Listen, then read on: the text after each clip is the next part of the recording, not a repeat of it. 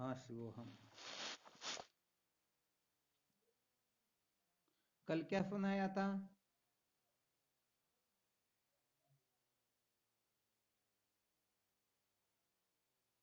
Man पुत्र क्या था कल का?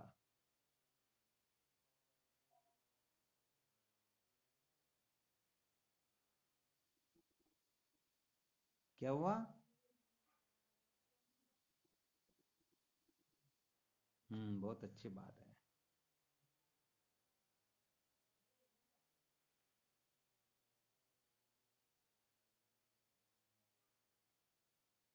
क्या निर्णय निकला फिर इसमें? कुछ पता लगे, ऐसा अनुभव हुआ क्या?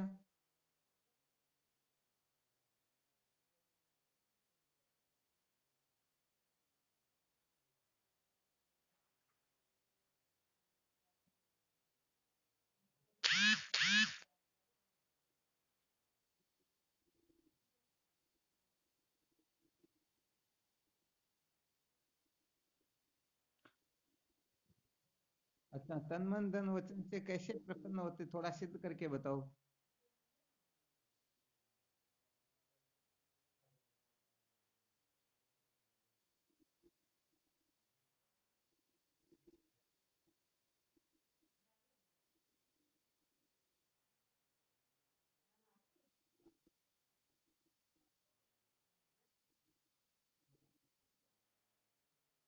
वैसे देखा जाए तो ये तो धर्म की कक्षा हुई। चलो फिर भी बहुत अच्छी बात है।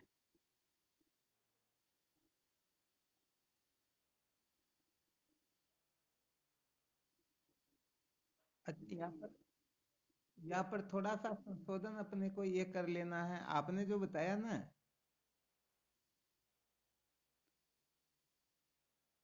ये सारी की सारी घटनाएं, कहने का मतलब धर्म उपासना की जो कक्षा होती है ना, कर्म उपासना की, उस कक्षा में भी घटित हो जाया करती है।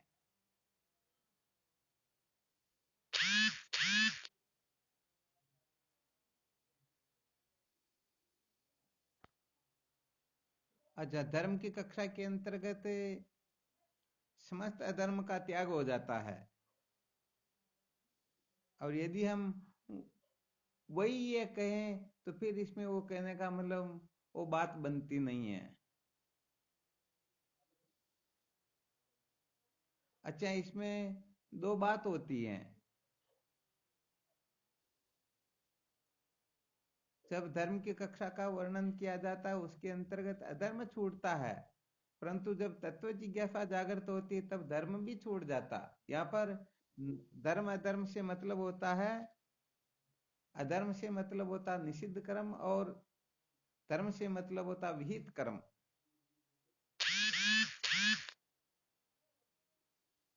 तो ब्रह्म विद्या का जो साधक होता है, वह कहने का मतलब विषय से भी, विहित कर्मों से भी विरक्त हो जाता है। इसीलिए तो मनुस्मृति में कहा गया है, यथोक्तान्यपि कर्माणि, यथोक्तान्यपि कर्माणि परिहाय द्विजोतम आत्मज्ञाने समय जैसे वेदा व्यासे च यत्नवान। अपने लिए विहित कर्म का परित्याग करके भी, त्याग नहीं बल्कि परित्याग करके सम्यक प्रकाश से, ये सम्यक प्रकाश से त्याग कैसे होता, इसका काफी समय से अपन चिंतन मनन कर ही रहे हैं। मूर्खता के अर्थ में त्याग करना त्याग नहीं होता है। विहितानाम कर्मणाम विधि परित्याग संन्यास है। विहित कर्मों का विधि पूर्वक जो त्याग होता है, तभी सचमुच में समझो हम इस जीवन को धन्य बना सकते हैं। और ऐसा न करके मूर्खता के अर्थ में, जैसे पत्नी से लड़ाई झगड़ा हो गया, परिवार में हो गया, किसी के यहाँ कुछ गड़बड़ घोटाला हो गया, तो वह विरक्त हो जाते हैं, चलो हमको इनकी आवश्यकता नहीं है, छोड़ करके निकल जाते हैं। तो वास्तव में वह निकलना निकलना नहीं है। वास्तव में देखा जाए तो जब तत्व की जिज्ञासा जागृत होती है, तब समझो अनादिकाल के जितने भी साधन भजन है वो सारे के सारे सफल हो जाया करते। ये धर्म उपासना योग आदि जो है, जब तक तीर्थ वर्त पूजा पाठ अनेक जन्म भजनात है स्विचारम चिकर सती, तो अनंत जन्मों के जो साधन भजन है, जब तत्व जिज्ञासा जागृत होती है, तब समझ लेना चाहिए सबके सब सार्थक हो गए। और यदि तत्व जिज्ञासा जागृत नहीं हुई तो अभी तक कुछ भी सार्थक नहीं हुआ। तो ये तत्व जिज्ञासा का बड़ा विलक्षण रहस्य होता है। तत्व जिज्ञासा जागृत होने के पश्चात ये जितने भी होते हैं ना, कर्तव्य कर्तव्य आदि, ये सब शांत हो जाते हैं। अरे उसके पश्चात तो केवल और केवल मात्र क्या होता है? वेदांत विचार ही होता है। और वेदांत विचार में विधि निषेध नहीं होता, वहां पर केवल और केवल मात्र वस्तु के स्वरूप का चिंतन होता है। इसीलिए तो बताया गया वेदांता बोध का न तो विधायका। वेदांत की शिक्षा जो होती है वह बोधनात्मक होती है, विधनात्मक नहीं। और इसके बोध मात्र से सर्व दुखों की तंत निवृत्ति और परमानंद की प्राप्ति हो जाती है। तो भाई देखो, ये भी क्या होता है कि साधकों के हृदय में ऐसी बैठ जाती कि चलो हम 10वां ऐसा करेंगे तो गुरुदेव प्रसन्न हो जाएंगे। अरे 10वें ऐसे से तो ईश्वर प्रसन्न हो सकते हैं। गुरुदेव की प्रसन्नता तो तब होती है जो सर्वस्व त्याग करने की सामर्थ्य रखते हैं। हाँ, ये अंतिम कक्षा होती है, यहाँ पर गड़बड़ घोटाला नहीं चलता।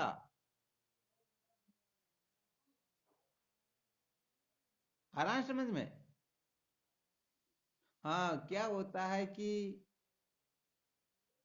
एन केन प्रकारेण साधक अनात्म पदार्थों को महत्व दे करके उनके प्रति अपरोक्ष सुख बुद्धि रख करके ही साधन भजन की ओर प्रवृत्त होते हैं। यहाँ तक कि वेदांत विचार करने वाले भी सोचते हैं कि वेदांत विचार करेंगे तो हमारे पाप निवृत्त हो जाएंगे, हम नरक से बच जाएंगे, या हमें उत्तम लोकों की प्राप्ति हो जाएगी, या खाने पीने की कुछ कमी नहीं रहेगी, अथवा हमारी हर जगह पर मान बढ़ाई होती रहेगी। ये सब बेवकूफों का पागलपन होता है। सचमुच में यहाँ पर तत्व जिज्ञासा का कुछ भी अस्तित्व नहीं है।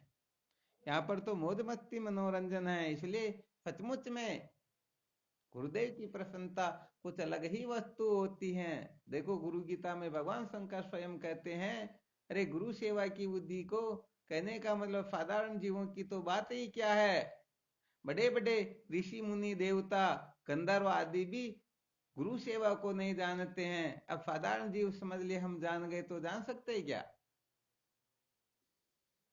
हाँ, इसलिए आपने जो बताया बहुत धन्यवाद, बहुत अच्छी बात बताई, परंतु ये तो पहली कक्षा होती है। यहाँ पर 10% नहीं, यहाँ पर तो अनंत कोटि ब्रह्मांड के प्रति जो अपनी आस्था बैठी हुई है। पहले आपको शायद वो सूत्र सुनाया, ध्यान में होगा, जिनको अधर्म से वैराग्य होता है वह धर्म का अधिकारी होता है। जिनको ईश्वर के अतिरिक्त सबसे वैराग्य हो जाए वह भक्ति का अधिकारी होता है। जिनको 3 गुणों के कार्य से वैराग्य हो जाए वह योग का अधिकारी होता है। परंतु जिनको आत्मा के सिवाय सबसे वैराग्य हो जाए वह शंकर अद्वैत वेदांत का अधिकारी होता है। आ गया समझ में? अरे यहाँ पर कहने का मतलब ईश्वर के ऐश्वर्य से वैराग्य हो जाए तब समझना चाहिए, बात कुछ और होती है। परंतु यहाँ ईश्वर के ऐश्वर्य से नहीं बल्कि ईश्वर से भी वैराग्य हो जाए तब समझो वह साधक सचमुच में आत्म तत्व का यथार्थ जिज्ञासु है। अब विचार करके देखो, जिस जगह पर ईश्वर का ऐश्वर्य और ईश्वरी एक तरफ हो रहे तो बताओ, ये संसार के 10-5% या संसार के आदि आदि अनेक पद पदार्थ जो है, क्या महत्व है क्या? हाँ, तो कुल मिला करके 1 दिन 2 दिन पहले दृष्टानंद जी ने जो सुनाया था ना, कि हमको कहने का मतलब ऐसा कोई समय नहीं, ऐसा कोई जन्म नहीं मिला होगा जिनके अंतर्गत ऐसे ब्रह्मवेत्ता महात्माओं का सानिध्य नहीं मिला हुआ हो। अरे प्रत्येक जन्म में सानिध्य, प्रत्येक जन्म का मतलब या प्रत्येक बार जब हमें मानव देह प्राप्त होता है वह भले ही 30,67,20,000 वर्ष के बाद ही क्यों नहीं मिलता हो, परंतु उस समय हमें बड़े बड़े महापुरुषों का सानिध्य प्राप्त हुआ, परंतु हमने उनको ऐसा समझा ही नहीं। कहने का मतलब जब तक हम ब्रह्म विद्या को ब्रह्म विद्या के रूप में नहीं जान लेते हैं तब तक सचमुच में ब्रह्म विद्या के सिवाय सबको एक तरफ कचरा समझ करके और सचमुच में यथार्थ जिज्ञासु हो नहीं सकते हैं। तो जब तक श्रोत्रिय ब्रह्मनिष्ठ गुरुदेव को सचमुच में श्रोत्रिय ब्रह्मनिष्ठ नहीं समझ लेते हैं, साक्षात ब्रह्म नहीं समझ लेते हैं, तब तक तो सच्ची बात है ये सारा का सारा गड़बड़ घोटाला ही है। और सचमुच में ब्रह्म समझने के पश्चात तन का, मन का, धन का, वचन का क्या हालचाल होता है वह अपने जीवन में उदय हो जाए, तब समझो कुछ अंशों में हम गुरु भक्त हुए हैं, तब समझो हम सचमुच में ब्रह्म विद्या के ठीक ठीक अधिकारी हुए। वरना किताबें बहुत मिलती, 2-5 रुपए में किताबें ला करके पढ़ सकते हैं, बातें कर सकते हैं, सुन सकते हैं, सुना सकते हैं, सब कुछ हो सकता है, परंतु सचमुच में ये अप्रोक्ष बुद्धि जो नाम रूपात्मक प्रपंच के प्रति है ये निकलने वाली है नहीं। विद्या पढ़ो बहु ग्रंथ अनेको मन को भ्रम न जाई, श्वेत के सब पढ़कर आयो विद्या मिटी नहीं ताई, मन रे गुरु बिन कोई नहीं पाई, स्वयं कर्म भ्रम नहीं भागे संशय रहे उर्माई। अरे कहां तक आ जाए त्यागी होकर वन वन डोले, चित चंचल नहीं थाई, व्यास पुत्र सुखदेव कही जे जनक मिल्या पताई, मन रे गुरु बिन कोई नहीं पाई। तो भाई बात यहाँ पर ये है, ऐसा नहीं समझना चाहिए हमारे ऊपर गुरुदेव की कृपा नहीं है, संतों की कृपा नहीं है, ईश्वर की कृपा नहीं है। ये सारी की सारी कृपाएं 24 घंटे प्रत्येक जीव पर ज्यों की त्यों विद्यमान है, परंतु बात इतनी सी है कि हम उस कृपा को प्राप्त करने के कितने अधिकारी हैं। जैसे जो गंगा जी जाता है ना, उनके पास में जितना पात्र होता है, जैसा पात्र होता है उतना ही वो जल लेकर के आ सकता, समस्त जल को ला सकता है क्या? तो बस ऐसे ही सबकी कृपा हमारे ऊपर समान रूप से विद्यमान है, किसी की भी कृपा कम नहीं है, परंतु हम उस कृपा को प्राप्त करने के कितने अधिकारी हैं। जैसे दुकान पर जाते हैं ना, तो दुकान में आप चाहे तो 1 रुपए का सौदा मांगो, चाहे 1 लाख रुपए का मांगो, उसमें तो आप चाहे जितना ले सकते हो, परंतु जितना आपकी जेब में पैसा होगा उतना ही तो सामान खरीद सकते हो ना, उससे ज्यादा खरीद सकते हैं क्या? नहीं खरीद सकते ना।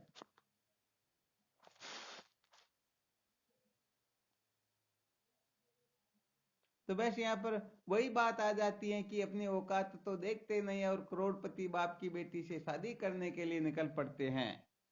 तो यहाँ पर ये नहीं देखना कि गुरुओं की, संतों की, ईश्वर की, महापुरुषों की हमारे ऊपर कृपा नहीं है।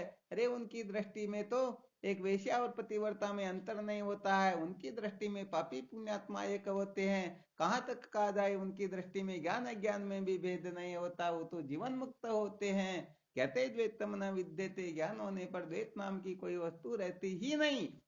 इसलिए जीवन मुक्त महात्माओं की दृष्टि में तो यदि उनके सानिध्य में जाकर के एक प्रार्थना करे, रोए, कहे भगवान मेरे ऊपर ऐसी कृपा करो कि मैं धनवान हो जाऊं, और दूसरा जाकर के रोए मुझे भगवान कृष्ण के साक्षात दर्शन हो जाए, तो महात्माओं की दृष्टि में देखना, अच्छी तरह से ध्यान रखना, ये महात्माओं की दृष्टि होती है, या आचार्यों की, कथाकारों की, कलाकारों की, इन लोगों की दृष्टि नहीं बताई जा रही है। तो महात्माओं को वह जो धन की मांग करने वाला और भगवान कृष्ण के जो दर्शन करने वाला दोनों जो गए, उनकी दृष्टि में वह दोनों समान ही होते हैं। क्योंकि महात्मा की दृष्टि जो सर्वात्मा दृष्टि होती है, वो प्रत्येक रूप में अपने स्वरूप को देखते हैं, आत्म तत्व के सिवाय परमात्मा, परमात्मा तत्व के सिवाय दूसरी कोई वस्तु होती ही नहीं। इसलिए वह धन को भी परमात्मा समझते हैं और कृष्ण को भी परमात्मा समझते हैं। तो जो धन मांगने के लिए जाता है उनको धन दे देते और कहते, ये नहीं कहते कि धन से तुम्हारा पतन हो जाएगा या ऐसा वैसा हो जाएगा। वो कहते देख तू धन नाम वाले परमात्मा को पाकर सुखी होना चाहता तो ये धन लेके जा, और कोई भगवत दर्शन से सुखी होना चाहता तो उनको परमात्मा से मिला देते। वो कहने का मतलब ऐसे नहीं होते कि तुमको ये करना ये नहीं करना। अरे सब परमात्मा स्वरूप है, सब नित्य शुद्ध बुद्ध मुक्त है, सब परमात्मा में स्थित है। इसलिए जो जैसी मांग करता है उसको वैसी दे देते, क्योंकि द्वैत नाम की कोई वस्तु तो है नहीं। इसलिए महात्माओं की दृष्टि तो बड़ी विलक्षण होती है, उनकी दृष्टि को समझना तो किसी के वश की बात है ही नहीं। आ गया समझ में? हाँ, तो कहने का मतलब सचमुच में जो ब्रह्मविद महापुरुष होते हैं उनकी दृष्टि में तो ये सारा का सारा गड़बड़ घोटाला नीचे रह जाता है। तो शायद आप लोगों के अच्छी तरह से समझ में आ गया होगा कि जितनी भी कृपाएं होती हैं ये सारी की सारी कृपाएं तैयार बैठी हुई अपने ऊपर जीव मात्र के ऊपर कृपा करने के लिए। परंतु जैसे सूर्य भगवान रात्रि को ही किसी पर कृपा कर दे, ये मेरा भक्त है, मैं इसके लिए कुछ करूं और उसके साथ में 1 करोड़ सूर्य और उदय हो जाए, परंतु उनका भक्त आंख बंद कर ले तो फिर उनका कोई औचित्य रहता है क्या? तो बस ऐसे ही ईश्वर कृपा, वेद कृपा, गुरु कृपा, ये तीनों कृपाएं जीव मात्र के ऊपर पूर्ण रूप से इनको कृतार्थ करने के लिए समझो दौड़ दौड़ करके आ रही हैं, परंतु हम गड़बड़ कर देते हैं, हम द्वार बंद कर देते हैं, हम आंख बंद कर लेते हैं, हम पूट कर देते हैं। हाँ, ये थोड़ी विशेष बात हो जाती है।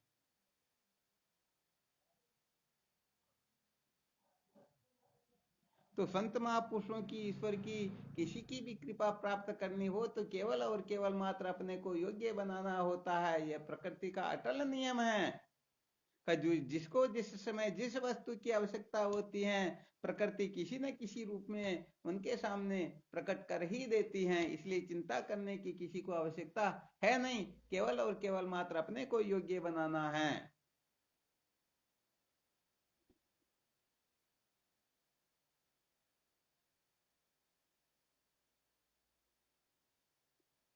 तो सबसे ज्यादा पुरुषार्थ मेहनत जो करनी किसके लिए? अपनी कृपा को जागृत करने के लिए।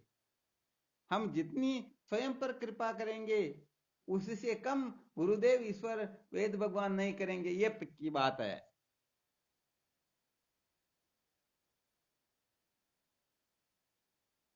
तो अपने को क्या क्या तैयारी करनी चाहिए? तो इसके लिए 10 महीने से सत्संग चल रहा, तो यही सूत्र सुना रहे हैं बार बार। जैसे 5 प्रकार के बलों को प्राप्त करो: चरित्र बल, इंद्रिय बल, मनोबल, विचार बल, अपवाद बल, अथवा मोक्ष संपादन की जो 6 शर्तें बताई गई हैं: सत्य, निष्ठा, अनासक्ति योग, पांडित्य, धैर्य, संन्यास, आत्माभ्यास, इनको संपादन करो। श्रुति माता स्पष्ट कथन कर रही है, नायम आत्मा बलहीन न लभ्य। कमजोर व्यक्ति कभी भी परमात्मा तत्व को प्राप्त नहीं कर सकता। तो इन कमजोरियों को निकालो ना, फिर कोई और दूसरे थोड़े निकालेंगे क्या? हाँ बिल्कुल। कहने का मतलब संसार का काम यदि करते करते पूरा नहीं हुआ और 100 वर्ष पूरे हो गए तो आने वाली पीढ़ियां उसको पूरा कर देगी, चाहे वो मकान बनाना हो, चाहे दुकान लगाना हो, या फैक्ट्री ही क्यों ना हो। परंतु अविद्या के बंधन से छुटकारा, ये काम बाकी रह गया। इस काम को अपने सिवाय कोई पूरा करने वाला है ही नहीं। हाँ, बीमारी हो रही तो दवा अपने को सेवन करनी होगी। ठीक है, यदि सिर पर वजन है तो कोई भला मानुस हो तो थोड़ा वजन को कम करवा सकता है, आधा आधा वो उसके सिर पर भी ले सकता है। परंतु भूख लग रही तो भोजन अपने को करना होगा, प्यास लग रही पानी अपने को पीना होगा, नींद आ रही तो अपनी जगह कोई दूसरा तीसरा काम कर सकता है क्या? मलमूत्र के त्याग के लिए अपनी जगह कोई दूसरे को कर सकते हैं हम क्या? तो बस ऐसे ही ये अविद्या के बंधन से जो छुटकारा है, ये अपने सिवाय करोड़ करोड़ कल्पों में भी, कल्प कल्पांतरों के पश्चात भी जब तुम चाहोगे तभी ही खुलेगा, वरना ये खुलने वाला है नहीं। इसलिए बहुत सारे लोग रोते रहते हैं कि मेरे ऊपर ईश्वर कृपा नहीं है, संतों की कृपा नहीं है, गुरुदेव की कृपा नहीं है। अरे भाई, ये ना समझिए, बहुत बड़ी मूर्खता है। वास्तव में देखा जाए तो इनकी कृपा तो सदा सर्वदा जीव मात्र पर है, तुम ही आंख बंद किए हो।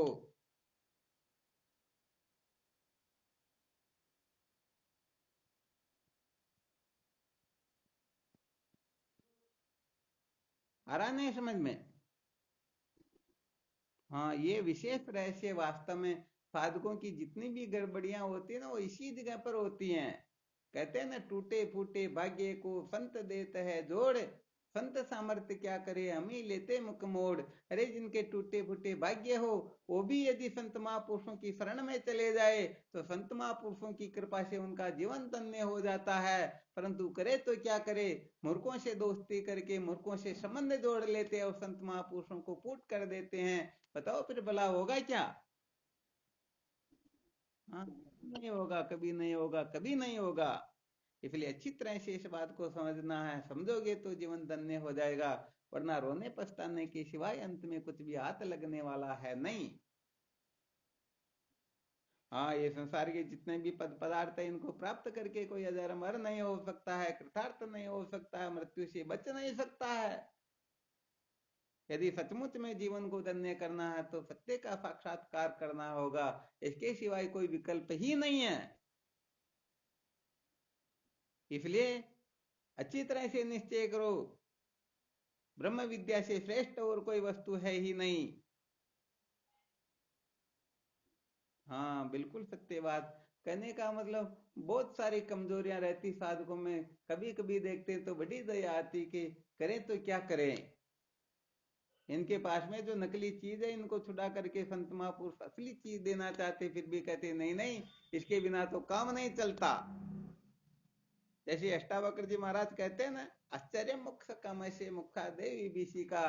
बड़े आश्चर्य की बात है, लोग मोक्ष चाहते हैं, छुटकारा चाहते हैं, परंतु छुटकारे के नाम से ही डरते हैं। डरते या नहीं डरते?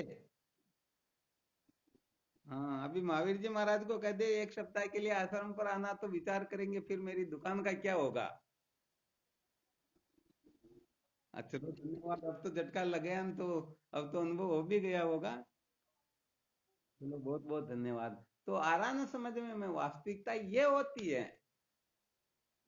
हाँ, ये कहने का मतलब कहते हैं ना, कंचन बनाते देह को रजमेल सबर ले ये हैं, ले कांच कच्चा आतशे को स्तुभ मणि दे दे ये हैं। इस लोक से परलोक से, सब कर्म से सब धर्म से, पर तत्व में पहुंचाई करी ऊंचा करे है सर्व से।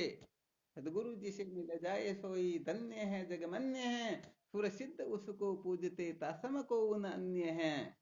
अधिकारी हो गुरुदेव से उपदेश जो नर पाए हैं, भोला तरे संसार से नए गर्भ में फिर आए हैं। तो कहने का मतलब इस नकली कांच के टुकड़े को फेंकवा करके असली चिंतामणि देते हैं, परंतु सोचते नहीं नहीं, इसको तो मैं नहीं छोड़ूंगा, इसको नहीं छोड़ोगे तो वो सपने में भी मिलने वाली, हाँ, कभी भी मिलने वाली नहीं, भरोसे मत रहना। इसीलिए कहने का मतलब धर्म की कक्षा से साधकों की क्या चलती हैं।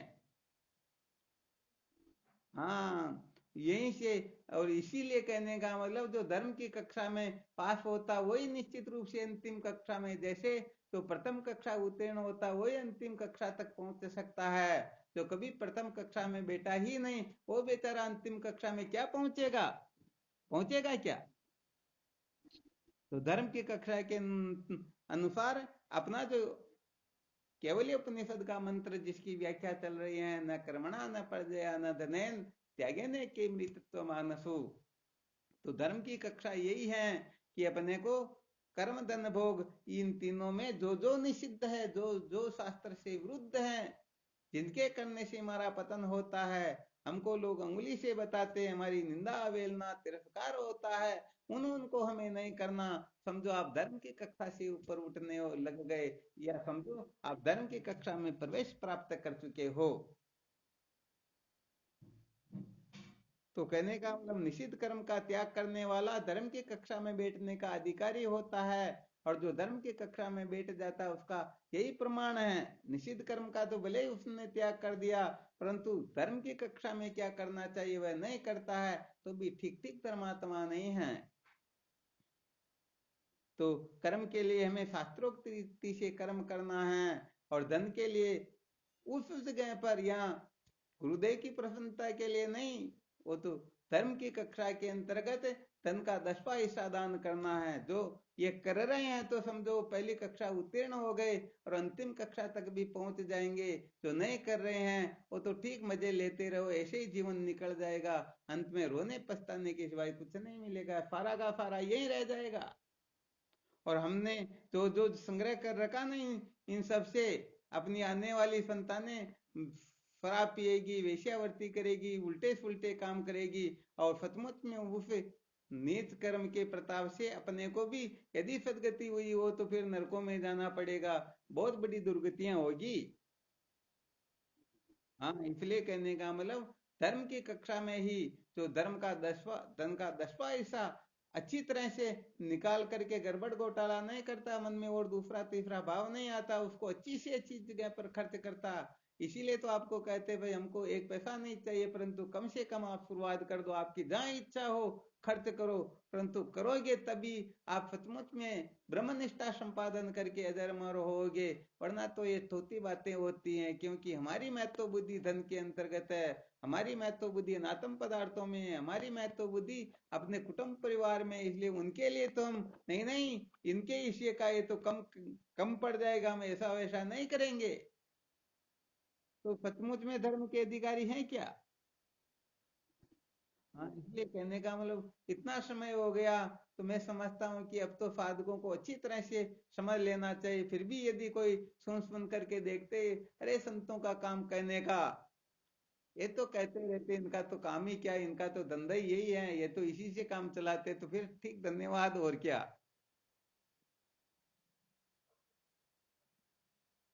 और भोग के अंतर्गत शास्त्र की मर्यादा में रह करके शास्त्र विहित भोगों का ही सेवन करना। यदि तीन कर्म धन भोग का आप ठीक प्रकार से सदुपयोग कर लोगे, तो समझ लेना चाहिए सचमुच सचमुच में आप धर्मात्मा हो। वरना कल्पना मत करना कि मैं धर्मात्मा हूं।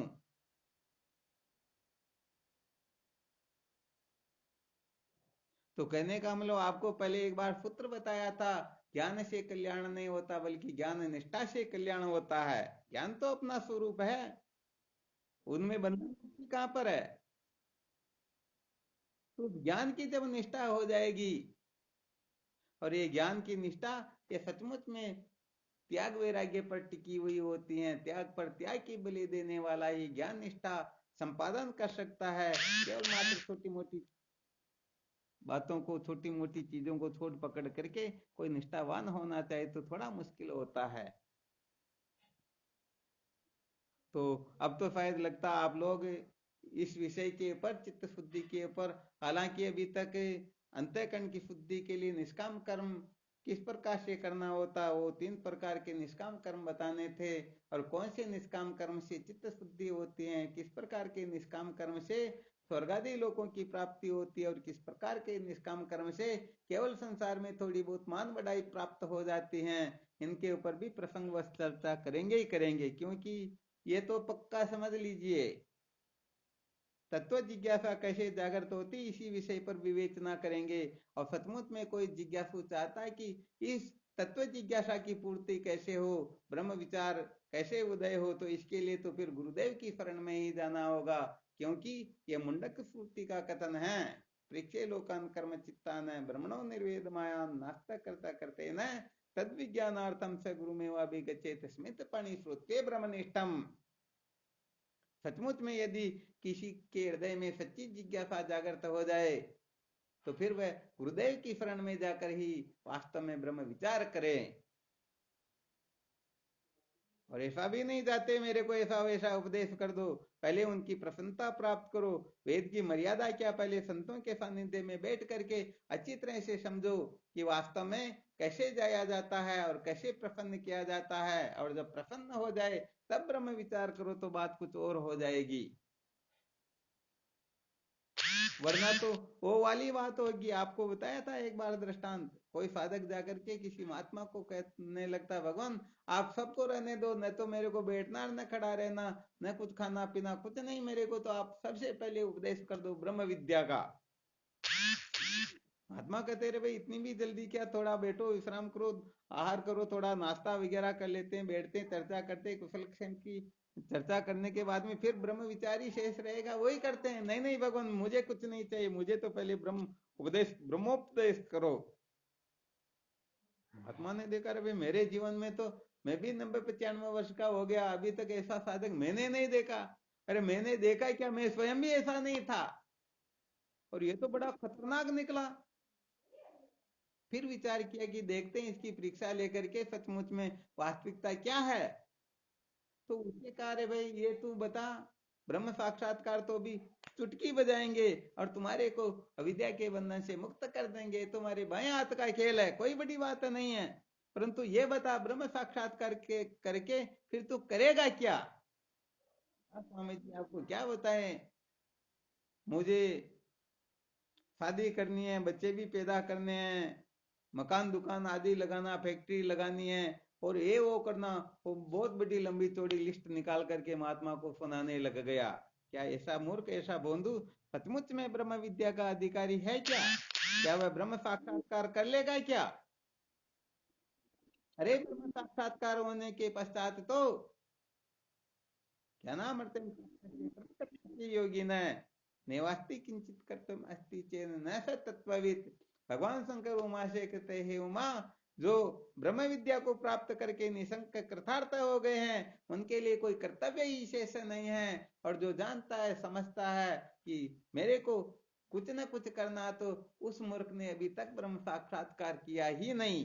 तो ये ब्रह्म विद्या के फॉर्मूले हैं कि करना कुछ नहीं, जानना कुछ नहीं, पाना कुछ नहीं, छोड़ना कुछ नहीं। ये बात यदि किसी के समझ में आ जाए तो समझो शायद ज्ञान हो सकता है, क्योंकि अभी तक यही कह रहे हैं। जब आप ऐसी स्थिति में पहुंच जाओगे तब भी हम कहेंगे अरे समझो शंकर अद्वैत वेदांत की शुरुआत तो अब होगी, परंतु अभी इतनी ऊंची बात सुनाएंगे नहीं। इतना जरूर कह देते हैं कि ये आपके हृदय में उदय होने लग जाए तो समझो सचमुच में जीवन धन्य होने लग गया, सचमुच में आप महान होने लग गए।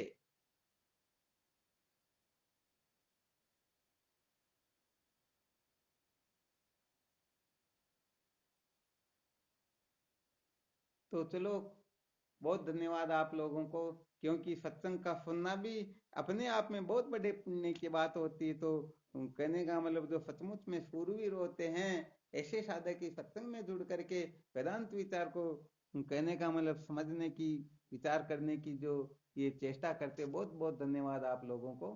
ये बहुत अच्छी बात है, परंतु जो सुनाते हैं उसको थोड़ा ठीक ठीक तरह से समझने की भी कोशिश करना।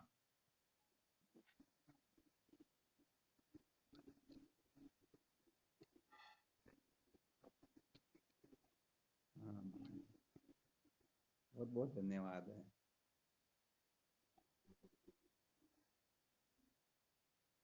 शिवोहम।